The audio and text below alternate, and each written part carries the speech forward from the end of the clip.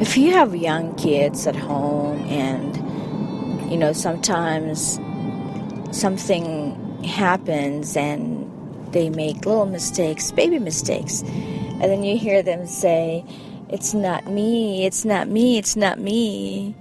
And it's actually getting to me too that sometimes I make jokes and I drop something or I break something or just anything funny in an ordinary day, and I just kind of like follow the kids. It's not me, it's not me, it's not me. And it's actually true, because it's not really you, or it's not really us. It's what you did. And sometimes, in conversations, and then there are arguments, and then you would ask a person why you would do such things like this, or why do you always do such a thing? Why do you always say this? Why do you always act like this? Why do you always, believe in this? Why you do this, you do that all the time? And a person would respond to you saying, "That's just the way I am, that's just the way I do it. That's just the way, I am created." I mean, just always realize that when God created you, you were created, and you are still, of course, created perfect in God's wonderful image. When God created you, you were created just like God, just like Jesus. So you were not created same as what you did. You were not created imperfect. You were not created like anyone else, but the same image like God, because God wants us to be like Him, godly.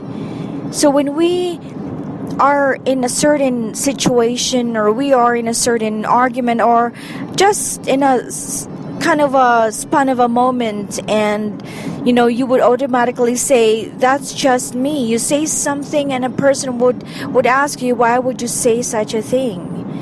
And in defense, you would say, "That's just me." And it's not because it's just you, but because maybe the experiences that you had in the past made you say that way. But do not let the past create you. Let the past be a part of you, but don't be that past that creates you.